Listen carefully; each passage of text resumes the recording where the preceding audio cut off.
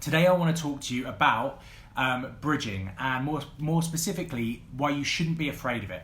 Too many people, especially in the last couple of weeks, funnily enough, and I do these videos off the back of stuff that I'm talking about recently, so it's really in the moment and very relevant. I've had a lot of clients recently been talking to me and asking me about bridging and have just been really, really scared by it. And I think there's a few different reasons why people are scared of bridging. I think one, they think it's incredibly expensive, and we'll come on to that in a moment. Two, I think that they think that somehow all lenders are sharks. We'll come on to that in a moment.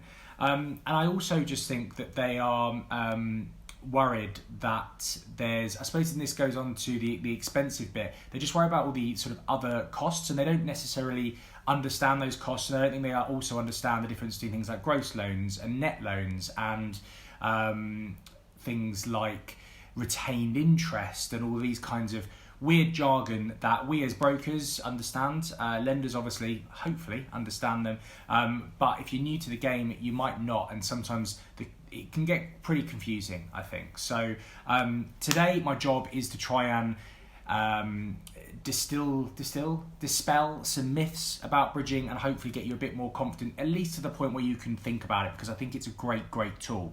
And that's what I'm going to talk about first. Why bridging is so important when you're a property investor. Well, first and foremost, it allows you to buy property quicker.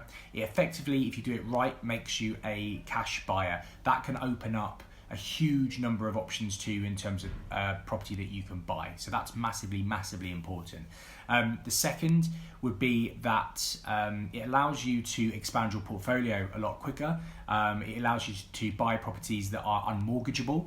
It allows you to buy properties that you want to do work to, that you want to change. It also allows you to do things like buying a house and turning it into flats. Bridging covers all of those things. And if you're going to completely eradicate that type of funding from your armory, if you like, then you're going to be left with pretty inflexible mortgage finance, which isn't going to allow you to do very much, and you're going to be left really sticking to some quite basic strategies. So let's go back then to some of the fears that people have when it comes to bridging. So what would you say? Expensive. Okay. So this is what I think about interest rates in general, but very specifically I think about bridging. Interest rates are not the most important thing when it comes to a deal. Too many deals I think that people come and look at are lost because people get too wound up and upset by the prospect of paying what they deem to be an expensive interest rate. Interest rates are relative. They're relative to your experience, your situation, and the property, and of course the project that you're looking at. So don't get too hung up on the on the interest rates. Now, also another way of thinking about this, especially when we're looking at bridging, is a lot of people that are using bridging, especially the ones that I'm helping at the moment, are following the BRR model, the buy, refurbish, refinance model. Now, and I say this on so many calls to so many people, if you are buying a property that you ultimately want to keep, the most important interest rate you need to worry about is the one that's on the back end. It's that mortgage rate once you've actually added value to the property.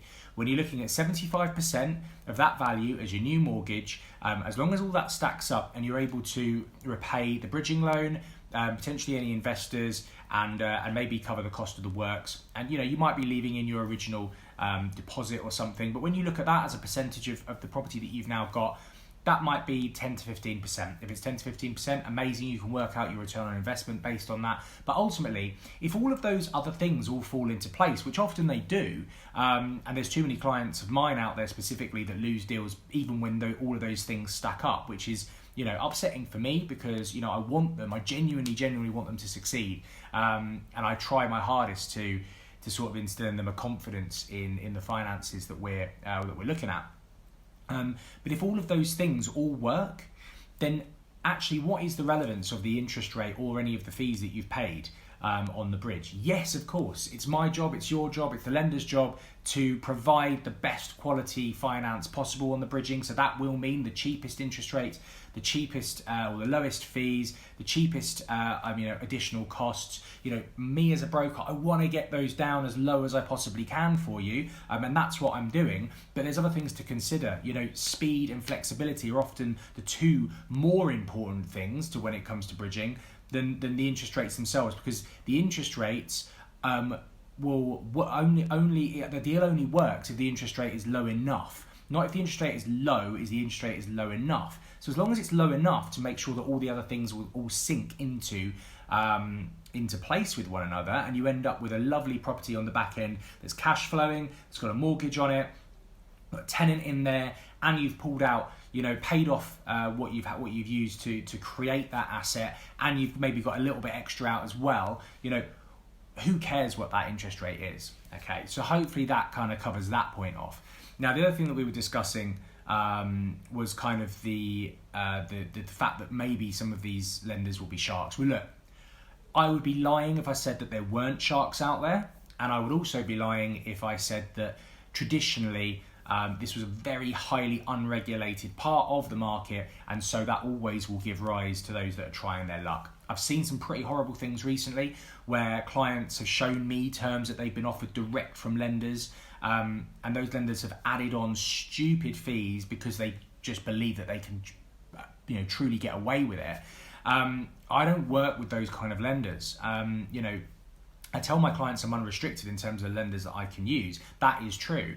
But do I restrict myself to lenders that I have, had some experience with, to those that I believe in, those that I know have got strong lines of funding, strong credibility, and can get the job done? Of course I do. Why would I want to take you to a lender that I don't trust? Of course, all the lending that I arrange is through lenders that I genuinely have a good relationship with. And yeah, do you know what? Another broker might come back and offer you something slightly cheaper. And who knows, maybe they have a great relationship with that particular lender. Fantastic. I could have a relationship with that lender if I wanted to. For some reason, I've chosen not to.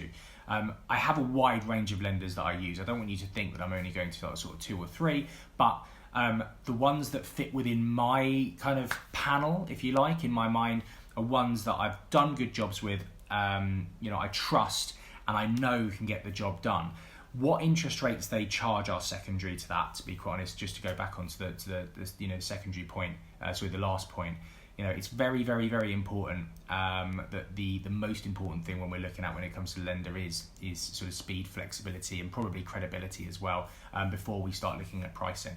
But the other one that we mentioned was kind of the jargon. Now, this, I think, just comes with experience. It's like anything, when you buy your first home, there's things that you need to, you understand the process, all this kind of stuff. When you buy your first buy-to-let, you maybe didn't understand the process and there was some new jargon words and stuff. It's exactly the same. When you start to get into stuff that's a bit more creative, whether that might be development finance, whatever it might be, or developments, I should say, and you get development finance, which is a form of bridging, you will come across new and interesting jargon, and if you shy away from that, then you're never going to learn it. You just got to learn it. And I think the key for me is usually that clients can't get to grips with the different levels of deposits required for bridging. And ultimately that just comes down to the fact that we kind of have 2 loan amounts, which doesn't make things easy. I admit that. We are looking at a gross loan amount, which would probably be up to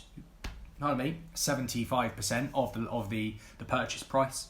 But then we're also looking at the net loan amount. Now, the net loan amount will be the gross loan amount with any deductions taken off. So that might be the lender's fee. It might be legal fees if that's how they do things. There might be a broker fee that they might deduct. There could be interest for the whole term of the loan that they might also deduct. We'll come on to that little bit in a second. But once once all of those things have been deducted, you end up with a net loan.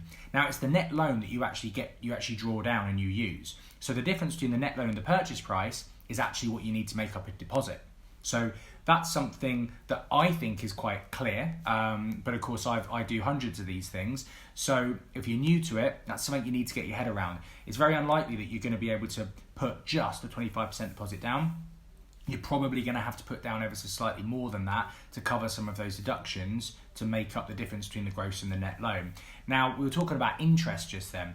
Now, for me to keep it simple, I talk by way of retained interest and serviced interest. Serviced interest you would have come across before. It's how you pay your buy-to-let mortgages. You pay interest each month to service the debt. It's the terminology that we use. If you're doing that, the difference between your gross and net loan is going to be a lot lower because you're not going to deduct the interest from the entirety of the loan term. You're just going to be deducting fees basically. So the difference should be not as great, but you will have to service that debt from day one, which means obviously you're going to have to pay a monthly amount.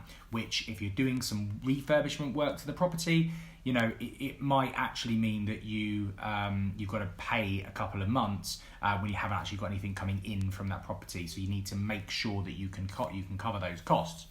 The other way is to do something called retained interest, and what that means is the lender would actually deduct the amount of interest to cover the entire term of the loan from the gross loan along with the fees, which means obviously the net loan is going to be a lot lower. To an extent, you're paying that interest up front by adding that into your deposit, but it helps with cash flow because it means that you don't have to make those monthly payments. Now, some lenders will allow you to do a bit of both. Often when we're going down that buy, refurbish, refinance route, we are looking to refinance within or on that 6-month period. So even if you've got a 12-month term on your bridge, we can maybe look at doing retain for 6 months, service for 6 months. And yeah, if it goes over, we pay a month, but usually you've got a tenant in by then. But what it does mean is that you're not paying, or it's not impacting your cash flow in the first 6 months, whilst we're waiting to refinance. So whilst you're doing your work to the property, you're not having to scrabble around for some cash to service this debt. But also, it means that you're going to have a nice kind of compromise in terms of net and gross loan between a fully retained loan and a fully serviced loan. So there are ways of doing it, and look, watch this back again and listen again to that bit if all of that doesn't make sense. Obviously, comment below as well if you have any other questions with regards to this, because I can come back to you on those, or we can organise a call. That's no problem at all. So hopefully those things should make you feel a little bit more at ease when it comes to bridging. Really, really, really do not be scared of it. It is such an important weapon when it comes to growing an amazing portfolio and building a property business.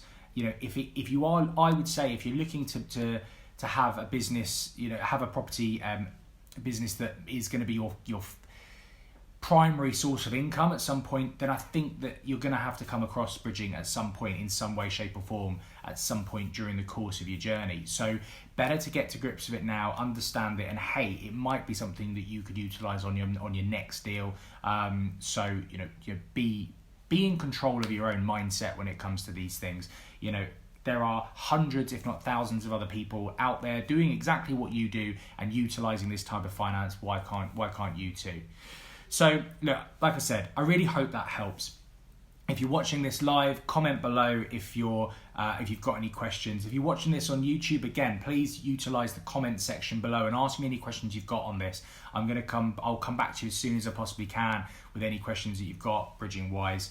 If you're listening to this on the podcast, the best thing to probably do is to check out the links in the show notes, which will be that will go to all of my different forms of social media, Instagram, Twitter, LinkedIn, TikTok, Facebook, YouTube, etc. And most of those you can find me at the Sam Norris anyway.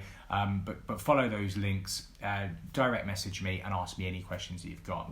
Guys, I hope you found that interesting. I hope you found that informative. I hope this inspires you to be less fearful of bridging. If you've got any questions, please ask, and I will catch you on the next show. Thanks, guys. Bye.